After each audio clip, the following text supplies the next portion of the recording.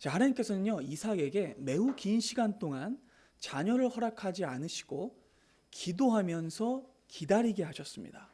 그러다가 20년 만에 자녀를 임신하게 하셨는데 그때 또 이해할 수 없는 일이 일어났죠. 그리고 이 모든 과정은 사실 창세기 전체의 주제이기도 한 바로 그 진리를 드러내기 위한 하나님의 섭리였습니다. 무엇일까요? 바로 생명은 오직 하나님의 것이라는 진리입니다. 그래서 이 25장에서는 하나님께서 아브라함의 생명을 거두어 가시고 이삭과 리브가에게 매우 뒤늦게 생명을 주셨던 것이죠. 그러니까 그 아이들의 구원까지 하나님이 결정하신다는 사실을 드러내신 겁니다. 그래서 이 사건을 통해 이 전체 과정을 통해서 이삭과 리브가는 오직 하나님만이 생명의 주인 되심을 깨닫게 돼요. 자, 또한 하나님께서 뭐라고 말씀하시냐면 리브가에게 약한 자가 강한 자를 이길 것이고 강한 자가 약한 자를 섬기게 될 것이라고 말씀하셨는데 여러분 이 예언은요 놀랍게도 메시아 예언이었어요. 모든 성경은 그리스도를 예표하고 드러내죠. 자, 이 예언은 장차 그리스도께서 약한 자의 모습으로 오실 것이지만 그리고 약한 모습으로 죽으실 것이지만 다시 살아나셔서 세상의 모든 강한 자를 이기시고 진정한 승리를 이루실 것을 예언하는 거죠. 자, 여러분 그렇게 우리는 이 사건을 통해서도 구원의 진리를 만났고 그리스도를 만났습니다. 자, 여기까지가 이제 지난 시간의 말씀이었어요. 자, 어느덧 시간이 흘러 10달 가까이 됐고 리브가는 해산을 하게 됩니다. 자, 24절부터 보겠습니다. 그 해산 기한이 찬즉 태에 쌍둥이가 있었는데 먼저 나온 자는 붉고 전신이 털옷 같아서 이름을 에서라고 부르고요. 후에 나온 아우는 손으로 에서의 발꿈치를 잡았으므로 그 이름을 야곱이라 하였으며 리브가가 그들을 낳을 때에 이삭이 60세였더라. 여러분 놀랍게도 이 잉태의 순간부터 하나님의 예언이 가시화돼요. 두 아이의 엇갈린 운명과 이 두 갈래 길이 나타나는 거죠. 첫째는요, 뱃속에서부터의 싸움을 이기고 먼저 나옵니다. 그래서 그 아이를 에서라고 불렀는데 붉다, 털이 많다 라는 뜻을 가지고 있어요. 딱 봐도 이 먼저 나온 아이는 남성성이 가득해요. 그리고 누가 봐도 세상에서 좋아할 만한 애예요. 그리고 세상을 좋아할 만한 애예요. 그리고 세상에서 잘 나갈 외모를 가지고 있죠. 자, 둘째 아이의 이름은요 야곱인데 형의 발 뒤꿈치를 딱 잡고 나왔기 때문에 야곱이라고 불렀어요.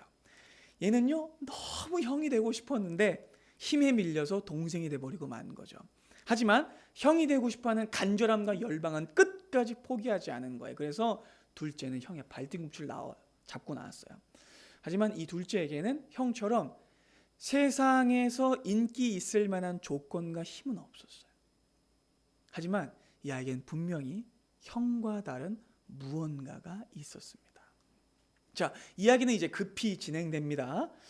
이 두 아이가 성이 된 지점으로 금방 달려가요. 자, 27절을 볼까요?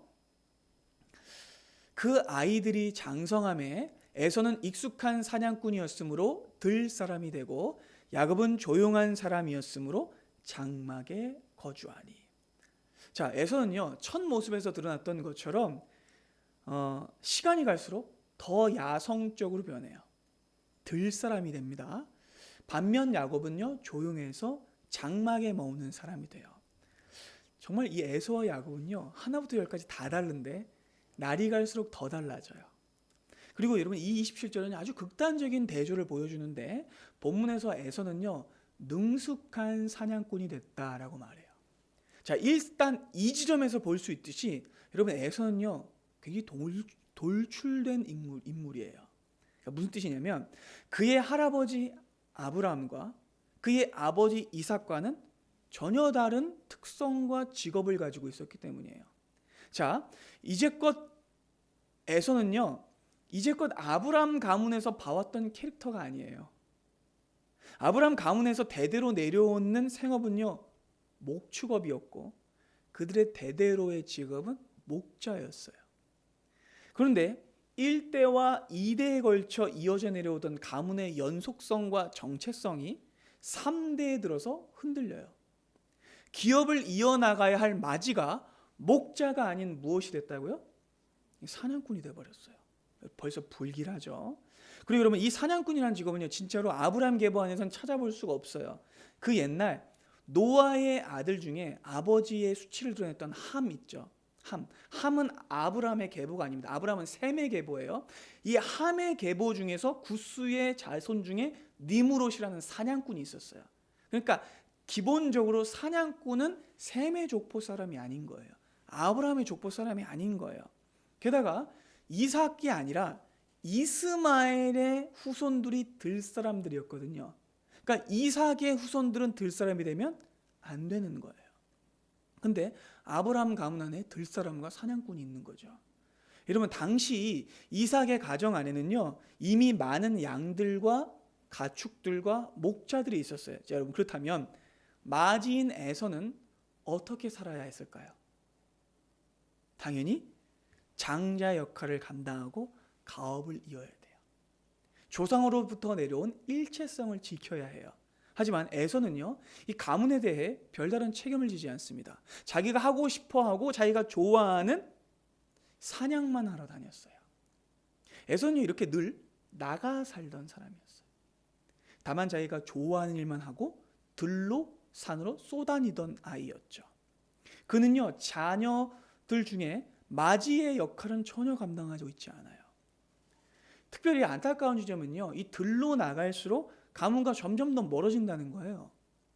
에서는요, 하나님께서 자기에게 내려주신 축복이 무엇인지 깊이 고민한다던가, 아니면 아버지에게 물어본다던가, 그리고 그 축복에 대해 깊이 고민하던 사람이 아니었어요. 그는요, 시간이 갈수록 오히려 언약 자손이 있어야 할 그 가정은 점점 떠나는 들 사람이 되었던 것이죠. 더 나아가 여러분, 사냥꾼이라는 말에는요, 더 큰 위험이 감지됩니다. 왜냐하면 사냥꾼은요, 매일 피를 만지거든요. 매일 살육을 하거든요. 매일 시체를 만지거든요. 그리고 그 일은요, 하면 할수록 거칠어져요. 그럼 동물들도 알잖아요. 그 도살하는 사람이 오면은 온몸에 피 냄새가 나는 걸 알고 동물들 피한다고 하잖아요. 그러니까 이 에서의 몸에는요, 늘 피 냄새가 배어 있었을 거예요. 여러분, 이제껏 아브라함 가문에는요, 이런 사람은 없었어요. 아브라함의 가문의 이 대대적인 역할은 무엇이냐면 제사장 사명, 선지자 사명, 왕적 사명이었어요. 그런데 에서가 맞이라고 하는데 제사장적 삶을 살기보다는 사냥꾼의 삶을 사는 거예요. 그래서 나중에 아버지인 이삭이 에서를 축복할 때 이렇게 말했던 것이죠. 27장 40절을 보겠습니다. 아버지인 이삭이 이렇게 말해요. 에서야, 너는 칼을 믿고 생활하겠고 네 아우를 섬길 것이며 네가 매임을 벗을 때에는 그 멍에를 내 목에서 떨쳐버리리라. 평생 뭐만 믿고 산다고요? 칼을 믿고 산다고요. 여러분 기억하시죠? 예수님도 칼을 들고 설치는 베드로에게 칼로 흥한 자는 칼로 망한다고 말씀하셨어요. 여러분, 성경은요, 에서가 매우 괄괄하고 거친 성격의 소유자임을 드러내요. 그리고 정말 에서는요, 기복이 컸어요. 그래서 장자의 명분을 소홀히 여겼다가 잃은 다음에는 나라를 잃은 것처럼 막 슬퍼했다가 또 금방 부들부들 떨다가 금방 살기를 드러냈다가 그러다 나중에선 또 동생을 끌어안고 동생아 이렇게 말하는 모습을 보여요. 굉장히 감정적인 사람입니다. 에서에게는 진중하고 사려 깊은 모습이 안 보여요. 다만 그는 순간적인 감정에 따라 인생을 살았던 지혜롭지 못한 사람인 거죠. 우리가 지혜의 묵상을 통해서 어떻게 해요? 하나님의 말씀이 중심이 되어야지 감정과 상황이 중심이 되면 우리 인생을 실패하게 됩니다. 그리고 그 사람의 전형이에요. 저 결국 에서는요, 자기의 칼만 믿고 사는 사람이 되었던 것이죠. 자, 반면 야곱에 대한 설명은요, 에서와는 달라요. 자, 본문이 이렇게 말씀하죠. 야곱은 조용한 사람이므로 어디에 머물렀다고요? 네, 장막에 머물렀다고. 여러분, 이 표현 역시 성품만 나타내는 말이 아니에요. 그 이상의 의미가 있어요. 여러분, 이제껏 하나님이 선택했던 믿음의 사람들은요, 언제나 장막에 거했어요. 그리고 이 대조는요 앞 세대에도 있었어요. 자 보세요. 롯이 있었습니다. 근데 롯이 장막을 떠나서 어디로 가요? 소돔과 고모라 도시로 가죠. 근데 아브라함은 어떻게 했어요? 장막을 지켰어요. 자, 또한 이스마엘도 있었죠. 이스마엘도 장막을 떠나서 어디로 가요? 동쪽으로 가버리죠. 근데 이삭은요 장막을 지키고 있었습니다. 그러니까 여러분 아브라함 가문은요 대대로 세상으로 가지 않아요. 들로 나가지 않아요. 도시로 나가지 않아요. 아브라함의 가족은 장막에 거합니다. 성경은요 장막에 거하는 것이 성도의 삶이라고 이렇게 말씀합니다. 히브리서 11장을 보겠습니다. 믿음으로 아브라함은 부르심을 받을 때에 순종하여 장래의 유업으로 받을 땅에 나아갈새 갈 바를 알지 못하고 나갔으며 믿음으로 그가 이방 땅에 있는 것 같이 약속의 땅에 거류하여 동일한 약속을 유업으로 함께 받은 이삭 및 야곱과 더불어 어디에 거했대요? 장막에 거했어요. 그리고 여러분 잠깐은요 여기서 매우 놀라운 표현이 등장합니다. 성경은요 아브라함, 이삭, 야곱을 이어서 등장시킵니다. 자, 아브라함, 이삭, 에서가 아니에요.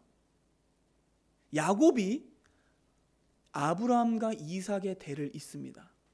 그 말은 무슨 뜻이냐면 야곱이 장막에 거했던 할아버지와 아버지를 계승했다는 말이에요. 그래서 바로 다음 절인 이 10절은요 이렇게 말씀하는 겁니다. 이는 그가 하나님이 계획하시고 지으실 터가 있는 성을 바랐습니다.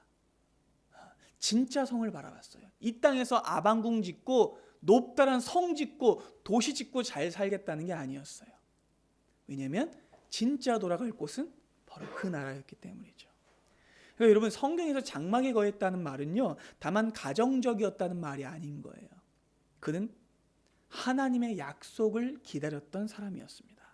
자, 그렇게 야곱은요 에서가 세상 좋아하고 들로 나가다니던 것과는 달리 장막에 거하면서 본향을 바라봤죠. 자, 이렇게 두 형제는요 날이 갈수록 점점 더 다른 길을 가게 돼요. 분명한 갈림길이죠. 근데 여러분 문제는요 이 다름이, 이 갈림이 다만 두 형제에게만 있었던 것이 아니라 부모에게도 나타났다는 거예요. 자, 28절 보겠습니다. 이삭은 에서가 사냥한 고기를 좋아하므로 그를 사랑하고 리브가는 야곱을 사랑하였더라. 자, 여러분 참으로 가슴 아프게도 부모 사이에도 갈라짐이 생겨나요. 이삭은 누구를 사랑했대요? 에서를 사랑했대요. 리브가는요 야곱을 사랑했대요. 아주 극단적인 형태의 편애가 두 아들을 따라 아버지와 어머니에게 나타납니다. 그렇다면 여러분 이삭은요 왜 에서를 좋아했을까요? 본문은요 이삭이 에서가 사냥한 그 고기를 좋아했다, 그래서 사랑했다라고 말씀하는데 구체적인 이유는 알 수 없지만 이 표현에도 여러분 불길함이 스며들어 있어요. 왜냐하면 먹을 것 때문에 사랑했다라고 말하기 때문이에요. 여러분 성경 안에서 인류가 범죄한 순간에는 언제나 먹을 것이 있었어요. 자, 인간이 하나님의 명령을 거역하고 죄를 저지른 순간에는 항상 먹을 것의 유혹이 있었어요. 자, 아담에게 선악과가 그랬죠. 노아에게 포도주가 그랬죠. 에서에게 팥죽이 그랬습니다. 그래서 여러분 이삭이 에서를 사랑했다는 근거로 등장하는 이 음식이라는 표현도 심상치 않은 거예요. 성경에서 먹을 것은요 다만 식음료가 아니에요. 성경에서 먹을 것은 대부분 등장인물의 관심이 어디에 있는지를 드러내는 핵심 장치예요. 자, 그래서 하나님이 아닌 세속의 것에 마음을 둘 때 항상 음식이 유혹의 대상으로 등장하는 거예요. 그래서 당연히 반대의 경우도 있습니다. 여러분 보세요. 하나님의 사람들이 역경과 시련을 이겨낼 때도 음식의 유혹을 이겨내요. 다니엘과 세 친구, 그렇죠. 다니엘과 세 친구는요 바벨론 왕의 음식을 거부하고 금식하며 뜻을 정하여 기도했습니다. 결정적으로 우리 예수께서 어떻게 하셨어요? 사탄이 돌로 떡을 만들어 먹으라고 했을 때 예수께서 뭐라고 말씀하세요? 사람이 떡으로만 사는 것이 아니요 오직 여호와의 입으로 나오는 말씀으로 살 것이다. 아멘이시죠, 여러분. 그렇기 때문에 에서가 사냥한 고기를 이삭이 좋아했다는 표현을 통해서 성경은요 무엇을 드러내고 있는 거냐면 이삭의 영혼 깊숙이 내재되어 있던 쓴뿌리와 컴플렉스를 드러내고 있는 거예요. 아마 여러분 이삭은요 에서의 이 자유분방함을 동경하고 그것에 대리만족을 느꼈을 거예요. 그는 자신과는 달리 남성적 매력을 많이 가졌던 에서에 아주 깊이 끌렸을 거예요. 자신의 좌를 그래서 에서에게 과도하게 투영했던 것이죠. 늘 온순했던 자기와는 달리 에서는요 강인해요. 싸움도 잘해요. 세상에서 잘 나가요. 가나안 사람 부럽지 않은 야성을 가지고 있어요. 게다가 여러분 생각해 보세요. 이삭은요 외동이었습니다. 근데 외동이었는데 수많은 서자들에게 둘러싸여서 살았어요. 자, 그러면 여러분 어떤 생각이 제일 강해질까요?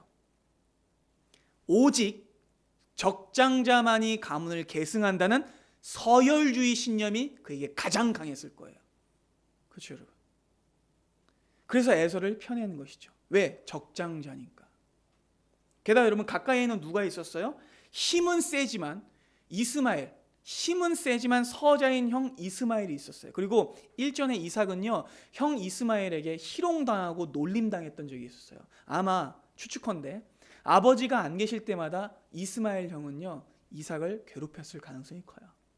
그래서 은근히 이스마엘을 견제하고 두려워했을 겁니다. 그런데 자기 힘으로는 못 이기잖아요. 게다가 그 이스마엘의 후손들이요 당시에 잘 나가던 호전적인 전투 민족이에요. 그렇기 때문에 이삭은요 에서를 굉장히 좋아했을 거예요. 왜요? 에서를 볼 때마다 어깨가 으쓱하거든요. 우리 마지도 주먹질 꽤 잘해. 그랬던 거죠. 이해가 되십니까, 여러분? 이삭의 연약함이 드러나는 지점이에요. 그렇게 이삭은요 약속의 아들이었음에도 불구하고 자기의 컴플렉스와 쓴뿌리와 한계에 갇혀서 양육을 잘못해요. 편애해버립니다. 근데 여러분 더 가슴 아픈 지점은 리브가 역시 편애했다는 거죠. 리브가는 반대로 야곱을 편애하는데 자꾸만 밖으로 나돌고 씩씩하다 못해 거칠어요. 그러니까 큰 아들을 볼 때마다 막 부담스러운 거예요. 그래서 어머니를 잘 도울 뿐 아니라 늘 장막에 거했던 둘째를 더 예뻐했던 거죠. 여러분 지난 시간 제가 잠시 언급한 바 있는데 아마 리브가는요 오빠 라반 때문에 라반의 특징이 여러분 뭐였죠? 탐욕스럽고 마초적이었어요. 그렇기 때문에 일반적인 남성은 지긋지긋했을 거예요. 그렇기 때문에 결혼을 했는데 자기 남편이 이삭이 너무 온유하고 순한 사람인 거예요. 좋았어요. 근데 아이를 낳는데 큰 애가 누구를 닮았어요? 자기 오빠를 닮은 거예요. 그러면 누구를 사랑할까요? 나긋나긋하고 친절한 야곱을 사랑했던 거죠. 그렇게 여러분 이삭과 리브가의 연약함이 뭘 만들어내요? 편애를 만들어내요. 가슴 아픈 이 점입니다. 그들의 성장 환경이 그들의 연약한 부분이 대를 이어가는 거예요. 쓴뿌리로. 여러분 오늘 본문 말씀은요 절대로 그냥 지나칠 수 없는 너무나 실제적인 내용들로 가득해요.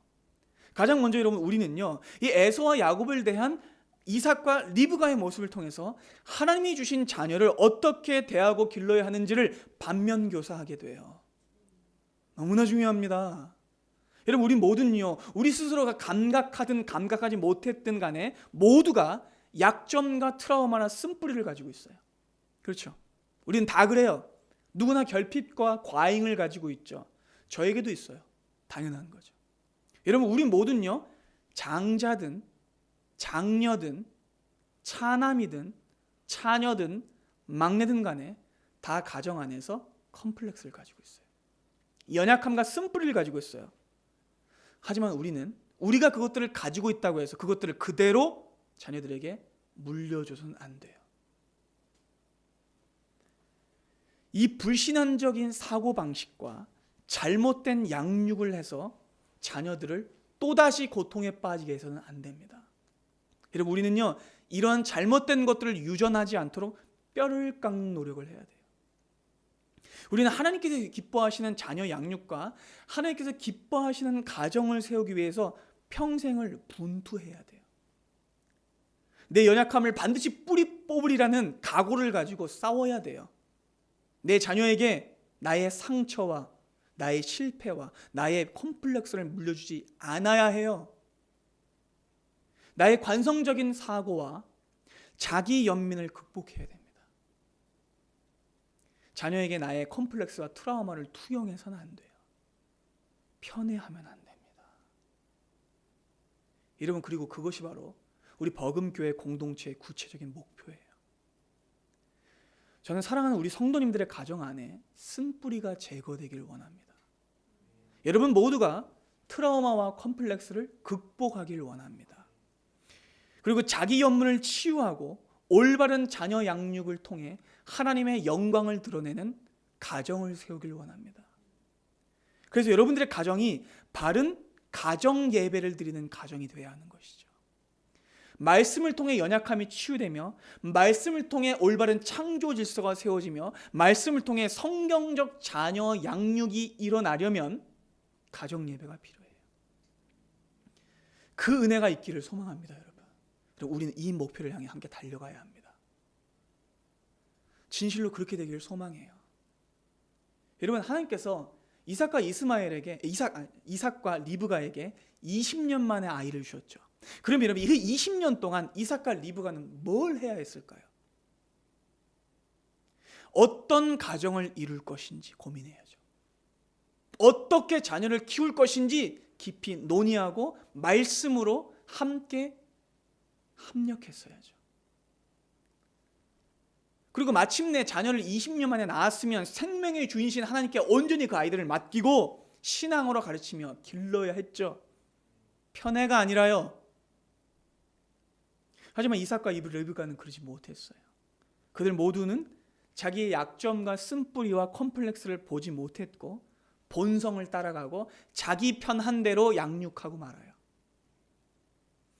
여러분들도 만약 여러분들의 가정이 아직 이루어지지 않았고 아직 결혼을 하지 않았다면 기도하셔야 됩니다.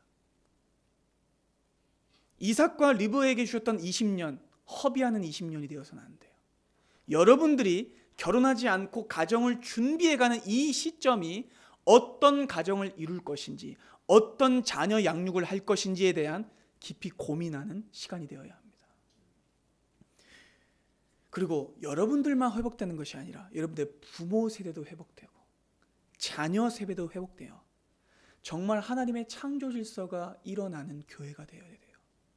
그런 가정이 되어야 해요. 그러니 사랑하는 여러분, 배우자 기도하십시오. 가정 기도하십시오. 자녀 기도하십시오. 준비된 자는 그렇게 세울 수 있을 것입니다. 자, 다시 본문으로 돌아옵니다. 어쨌든 이 리브가와 이삭의 편애는 분명히 이 두 아들들의 갈등에 기름을 부어요. 그리고 더 큰 고통으로 밀어붙이게 되는데, 여러분 이 편애는요 대물림돼요. 자, 나중에 에서는요 부인을 많이 두거든요. 에서는요 누구에게만 사랑받았어요? 아버지에게만. 누구에게는 사랑을 못 받았어요? 엄마에게는 못 받았어요. 그럼 뭐가 있을까요? 모성애적 결핍이 있는 거예요. 그래서 결혼을 많이 합니다. 여자를 많이 두고 자녀를 많이 둬요. 근데 눈에 띄는 점은요, 동생 야곱도 그랬다는 거죠. 자, 야곱도 레아, 라헬, 실바, 빌하 총 4명의 아내를 뒀어요. 물론 그가 원해서 얻은 건 아니었어요. 하지만 그는요 성장기 내내 아버지의 사랑은 받지 못했고 어머니의 사랑만 받았어요. 어머니의 편애를 받았죠. 그래서 자식들에게 똑같이 편애를 재생산해요. 야곱은요 4명의 아내 중 누구만 사랑해요? 라헬만. 그래서 누구만 예뻐해요? 아들 중에 요셉만 이뻐하죠. 여러분, 창세기 후반부에 등장하는 사건들과 연이어 폭발하는 그 사고들은요 모두 이 편애 때문에 벌어진 일이에요. 하지만 사랑하는 여러분, 하나님께서는요 그렇게 깨어졌던 야곱의 가정을요 마침내 회복하세요. 그게 창세기 후반부에 펼쳐집니다. 그리고 그 회복의 일은요 언제나처럼 한 사람의 죽음으로 이루어집니다. 하나님께서는요 구원을 이루고 가시다 반드시 가정을 회복하세요. 그래서 창세기 드라마는요 가정 회복 드라마예요. 기억하셔야 됩니다. 그 감동적인 이야기가 이제 펼쳐질 것입니다. 여러분 중요한 것은요 오늘의 이 장면이 우리에게 매우 큰 경계가 된다는 거예요. 여러분 마음에 있는 어떤 불안감, 컴플렉스, 쓴뿌리, 편애의 어떤 상처들, 여러분 그것들을요 이 말씀 안에서 바르게 직시하셔야 돼요. 그래서 오늘의 이 말씀이 여러분들이 이룰 가정과 그 가정을 온전히 세우게 하는 하나님의 말씀 되기를 소망합니다. 그러니 여러분 성경에서 지혜를 얻으십시오. 자, 본문으로 다시 돌아옵니다. 문제의 그 사건이 벌어진 바로 그날입니다. 29절 함께 보겠습니다. 야곱이 죽을 수 없더니 에서가 들에서 돌아와서 심히 피곤하여 야곱에게 이르되 내가 피곤하니 그 붉은 것을 내게 먹게 하라 한지라. 그러므로 에서의 별명은 에돔이더라. 자, 그날도 에서는요 들에 나가서 사냥을 합니다. 그리고 야곱은 장막에서 죽을 쓰고 있었어요. 종일 사냥감을 찾아서 산으로 들로 쫓아다니며 심한 육체 활동을 했으니 당연히 피곤하고 허기지죠. 근데 여러분 벌써 여기부터 차이가 있어요. 보세요. 에서는요 세상에 나가서 두루 돌아봤는데 먹을 걸 찾았어요? 못 찾았어요? 못 찾았어요. 먹을 것은 어디에 있습니까? 장막 안에 있어요. 자, 매우 의미심장한 지점이죠. 그리고 여러분 이 사건이 벌어지는 장막이 등장하는데 아마 메인 장막이 아니었을 거예요. 그러니까 당시에는요 집 같은 메인 장막은 따로 있고 저마다 하는 일에 따라서 들에 임시 장막을 쳐요. 그래서 아마 이 형인에서는요 수렵과 사냥을 하기 위한 임시 장막이 있었을 거고 야곱은 목자들을 돌보고 양들을 돌보기 위해서 임시 장막이 있었을 거예요. 그러던 어느 날 에서가 야곱의 임시 장막에 기척도 없이 다짜고짜 들어와 야 먹을 거 없냐 이렇게 물어봐요. 이런 본문은 뭐라고 말씀하죠? 에서가 그 붉은 것을 내게 먹게 하라 했다고 말씀합니다. 그럼 이 장면을요 원문으로 보면 하아돔이에요. 아돔이 붉다거든요. 그 붉은 거 좀 내놔 이렇게 했던 거예요. 그러니까 원문으로 보면 좀 더 이 상황이 더 쉽게 설명이 돼요. 그러니까 그래서 에서의 별명이 뭐가 된다고요? 에돔이 된다고요. 붉은 거가 돼요. 실제로 피부도 붉었고. 그러니까 팥죽을 달라고 한 것도 아니에요. 그 붉은 거 줘라 이렇게 말한 거죠. 그러니까 그의 성미 급함과 무식한 성격이 드러나는 지점이죠.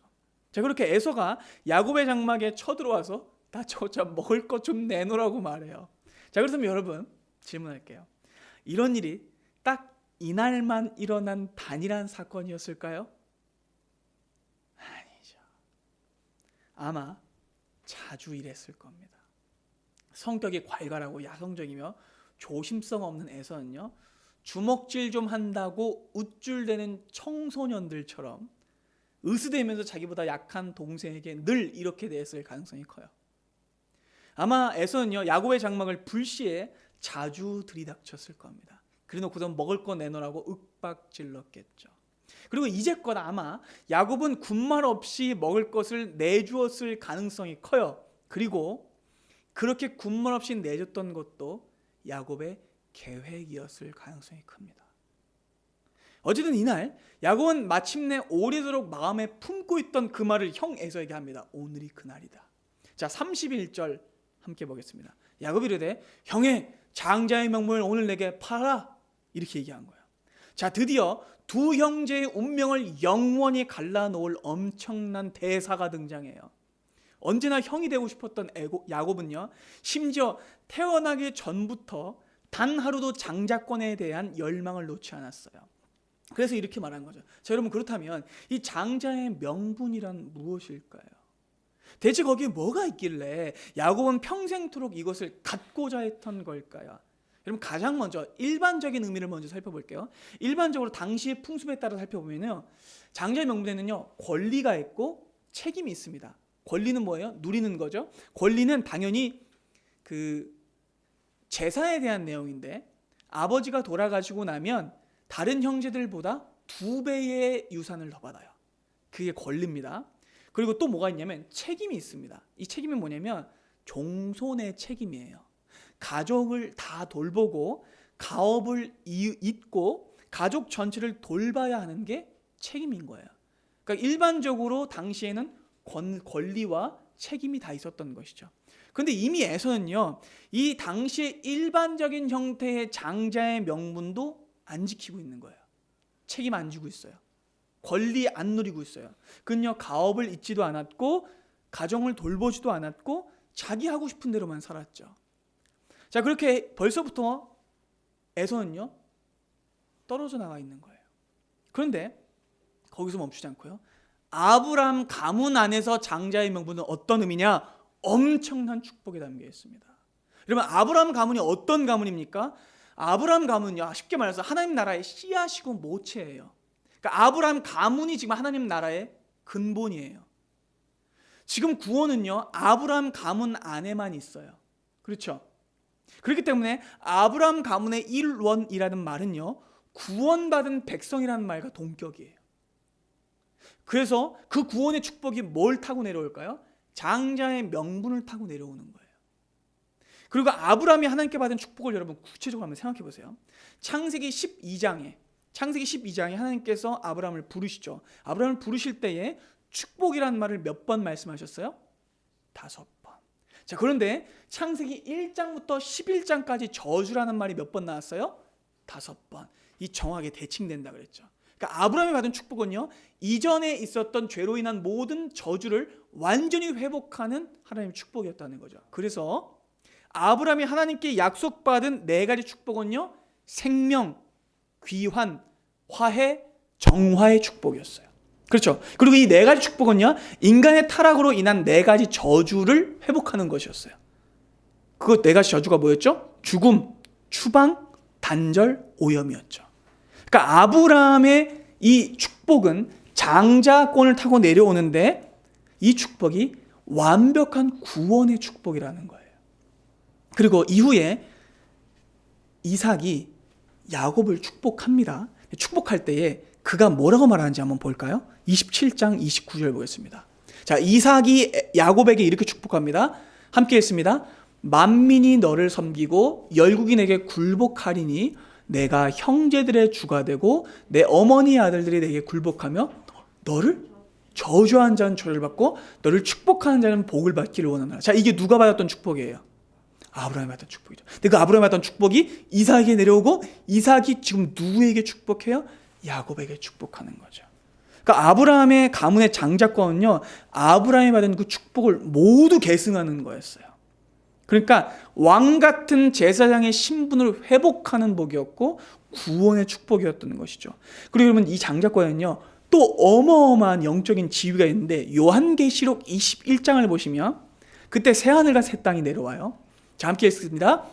성령으로 나를 데리고 크고 높은 산으로 올라가 하나님께로부터 하늘에서부터 내려오는 거룩한 성 예루살렘을 보이니, 이게 뭐예요? 회복된 낙원이에요. 그렇죠? 진짜 낙원, 완성된 낙원. 근데 그 하나님의 영광이 거기 있는데 그 성의 빛이 지극히 귀한 보석 같고 벽옥과 수정같이 맑더라. 그리고 크고 높은 성곽, 천국에 성곽이 있는데 거기에 문이 몇 개 있어요?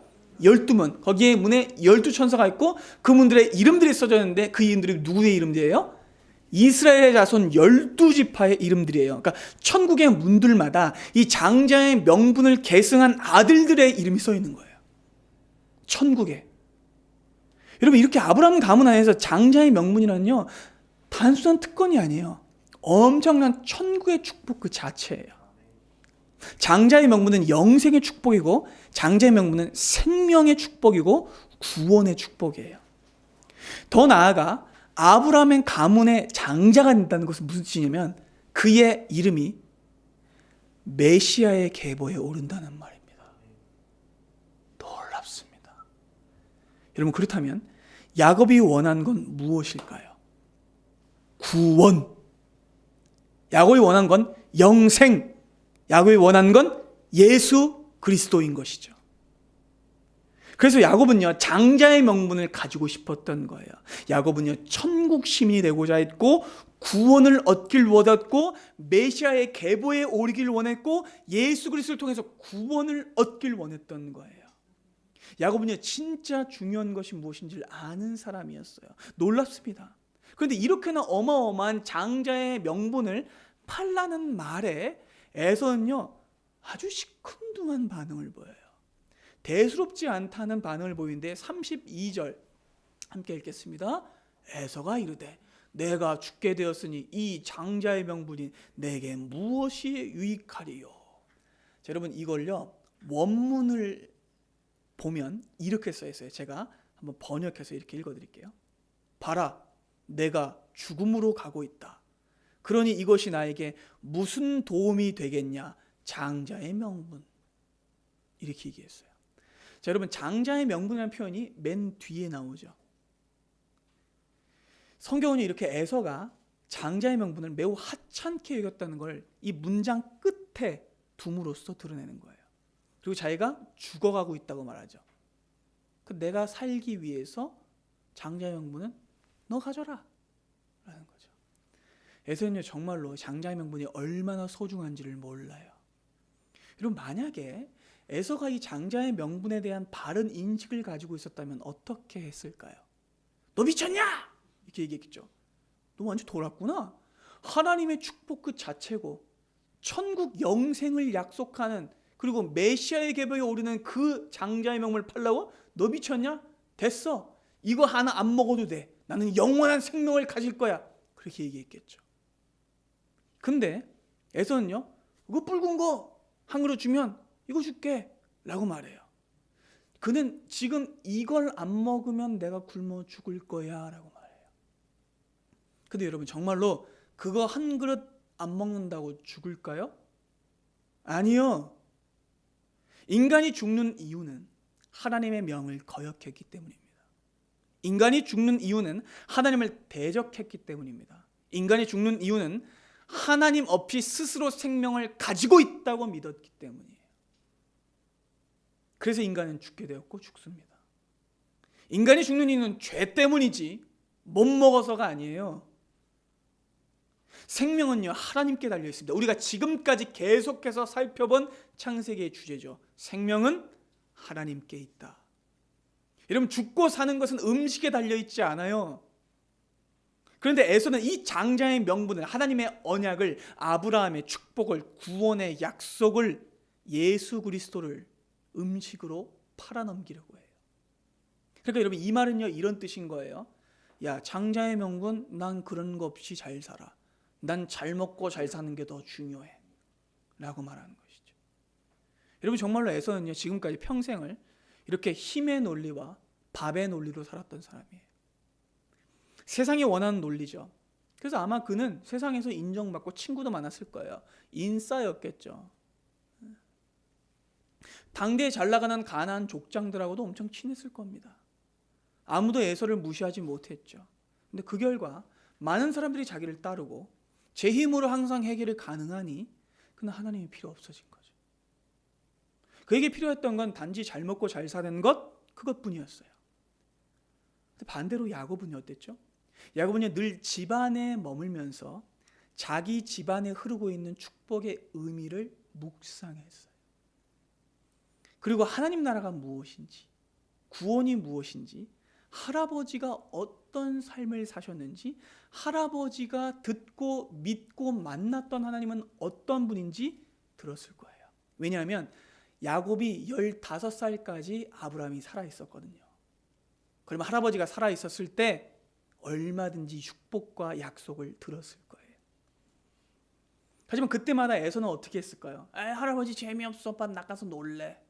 이러고 나가서 활 들고 나가서 창 들고 나가서 칼 들고 나가서 놀았겠죠. 야곱은 할아버지의 무릎 위에서 언약의 말씀을 들었을 겁니다. 그래서 야곱은요 알았어요. 진짜 중요한 것이 무엇인지. 하나님 나라의 복, 메시아의 계보에 오르는 축복을 무엇보다 그리스도를 통해 얻는 구원을 간절히 열망하게 됩니다. 하지만 장자에서는요 그런 건 필요 없어 라고 말하죠. 자, 야곱은요 형의 진심을 깨달았어요. 파악합니다. 그래서 점점 더 고삐를 조이는데 33절 상반절 보겠습니다. 야곱이 이르되 형 오늘 내게 맹세해 라고 말한 거예요.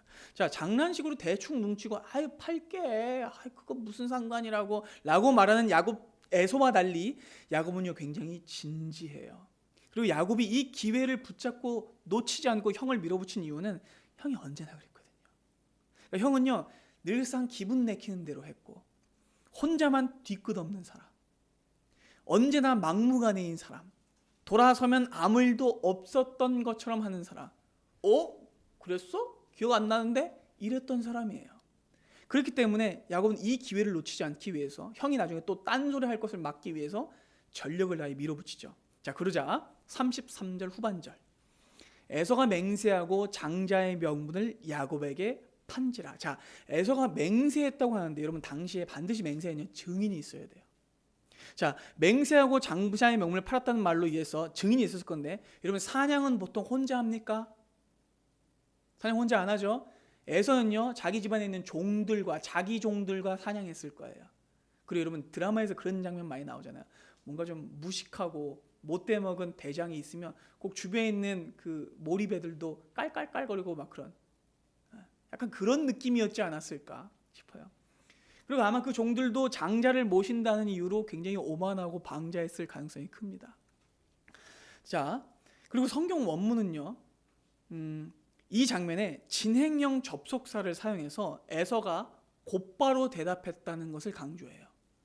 그러니까 가타부타 따지지 않고 막바로 맹세하고 밥그릇 바로 집어들려고 했다는 말이에요. 어찌든 에서의 종들이 이 맹세의 증인이 됐을 것이고 당연히 야곱의 종들도 있었을 거예요. 그래서 두 종들이 증인이 됩니다. 그렇게 해서 에서는요 에서의 사람들과 야곱의 사람들 모두가 보는 앞에서 하나님의 이름으로 동생 야곱에게 장자의 명물을 넘길 것을 맹세합니다. 그리고 바로 다음 장면인 34절입니다.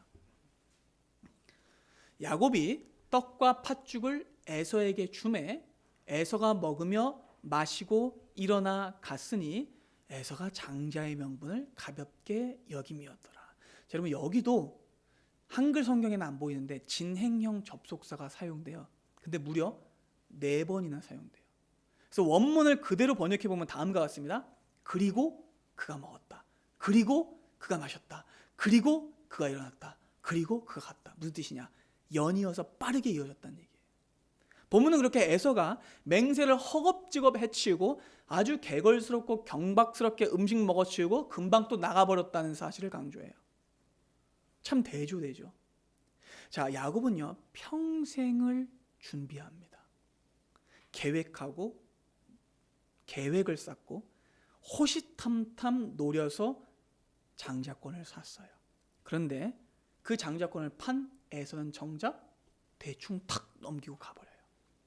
자, 여러분 그리고 난 뒤에 이 붉은 녀석은 어디로 가버렸을까요? 또 들로 나가버렸겠죠. 이빨 수지면서 꼭 하면서 나갔겠죠. 그리고 여러분 이것이 오늘 본문의 결론입니다. 에서가 장자의 명분을 가볍게 여김이었더라. 여러분 그런데요 여기서 이 가볍게 여겼다는 말은요 굉장히 강도 높은 표현인데요 업신여겼다, 경멸했다, 싫어했다 라는 표현이에요. 그리고 여러분 이 동사는요 나단 선지자가 밧세바를 범했던 다윗을 꾸짖을 때 썼던 표현이에요. 사무엘하 12장을 보겠습니다. 나단 선지자가 다윗을 꾸짖습니다. 그런데 어찌하여 네가 여호와의 말씀을 업신여기고 나보기에 악을 행하였느냐? 네가 칼로 햇사람 우리아를 치되 암몬 자손의 칼로 죽이고 그의 아내를 빼앗아 네 아내로 삼았도다. 이제 네가 나를 업신여기고 라고 말해요. 자, 한 문장 안에서 2번이나 쓰이며 강도 높게 다윗을 지적할 때 쓰는 그 표현이 지금 에서에게도 쓰이고 있어요. 즉 이 표현은요 에서가 하나님을 업신여겼다는 얘기예요. 하나님을 모독했고 구원을 하찮게 여겼다는 거예요. 그래서 여러분 성경에 등장하는 가장 혹독한 강도 높은 비난과 책망을 받는 사람이 에서예요. 자, 히브리서 12장을 보겠습니다. 자, 함께 읽습니다. 너희는 하나님의 은혜에 이르지 못한 자가 없도록 하고 또 쓴뿌리가 나서 괴롭게 하여 많은 사람이 이로 말미암아 더럽게 되지 않게 하며 음행하는 자와 혹 한 그릇 음식을 위하여 장자의 명분을 판 에서와 같이 망령된 자가 없도록 살피라. 너희가 아는 바와 같이 그가 그 후에 축복을 이어받으려고 눈물을 흘리며 구하되 버림바가 되어 회개할 기회를 얻지 못하였느니라. 자, 성경에서 가장 강도 높게 비난하는 사람이 누구예요? 에서예요. 에서는요, 정말로 먹을 것, 죽 한 그릇을 하나님의 약속보다 더 소중히 여겼어요. 그는 세상 것을, 육체의 것을 더 소중히 여겼습니다. 여러분, 이 구절을 좀 바꿔서 표현해 볼까요? 에서가 장자의 명분을 뭐라고 나오죠?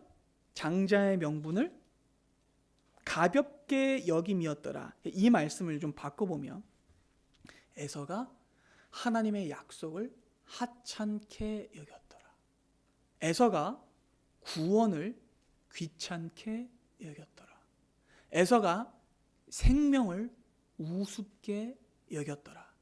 에서가 그리스도를 필요 없게 여겼더라가 됩니다. 소름 끼치는 표현이죠.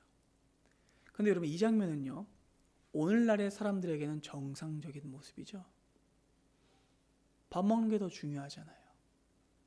에서의 모습은 세상 사람들에게는 이상할 게 없는 모습이에요. 왜냐하면 그들에게 당장에 먹을 것과 내 생명을 내가 지키는 것이 제일 중요하기 때문이죠. 하지만 로마서 8장은 이런 사람을 육신의 사람이라고 규정하고 정죄합니다.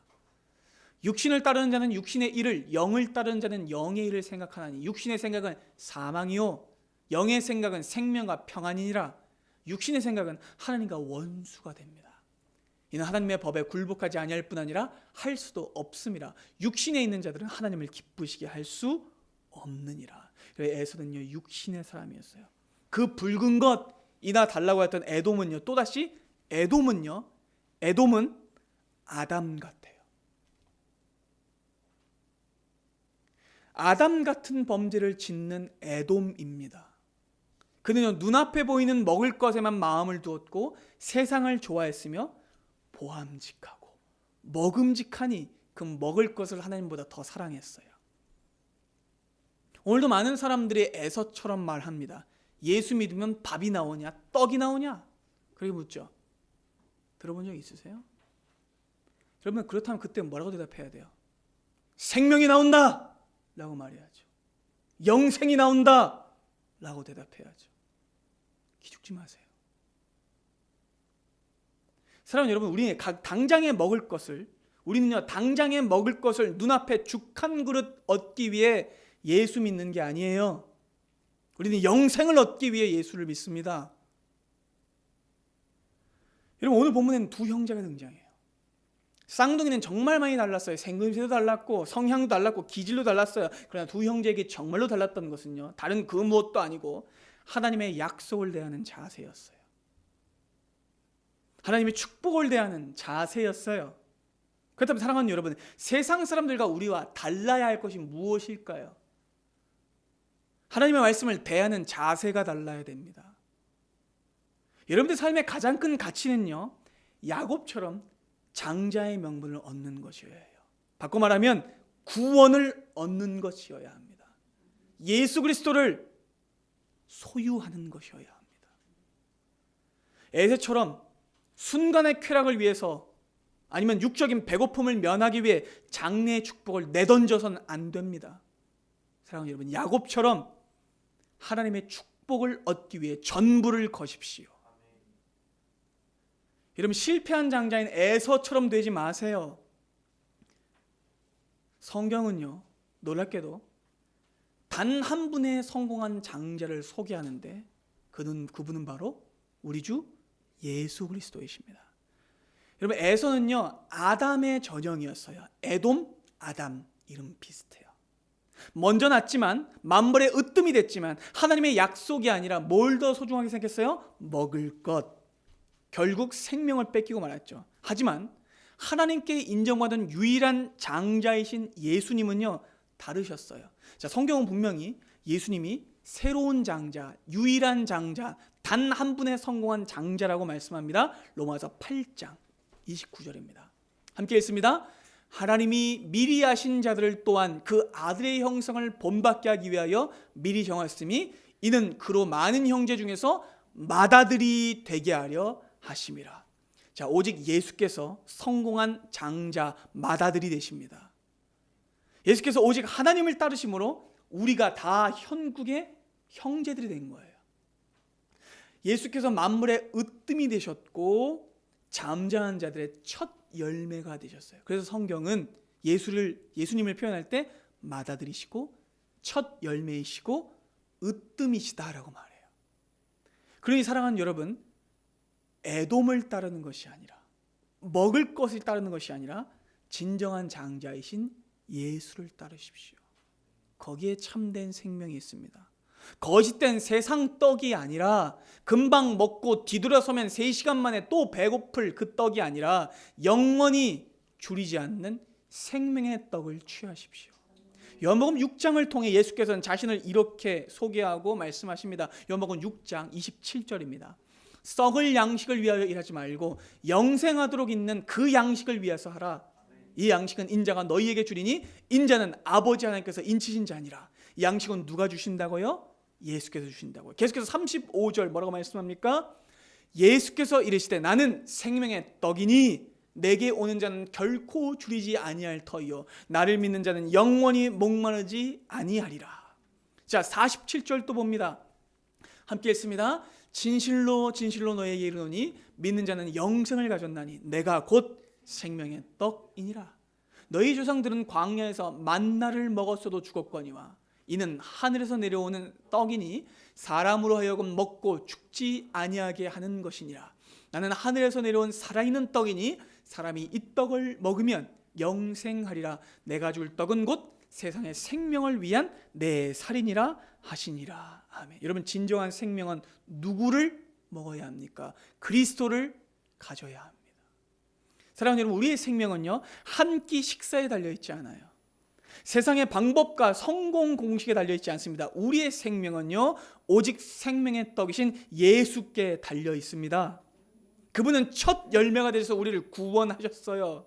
바라기는 사랑하는 여러분, 여러분들의 한 사람 한 사람이 여러분들의 가정의 첫 열매가 되기를 소망합니다. 누구처럼요? 예수님처럼. 예수께서 잠자는 자들의 첫 열매가 되심으로써 우리 모두가 그의 자녀가 되었어요.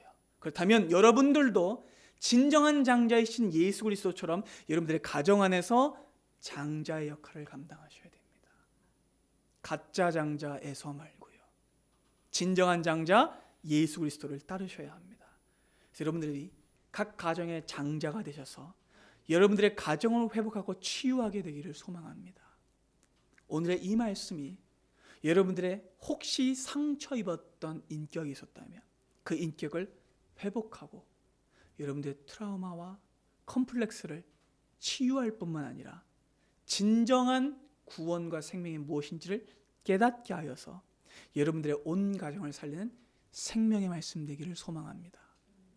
생명의 떡이신 예수만을 구하십시오. 그분만이 진정한 구원의 길이십니다. 기도하겠습니다.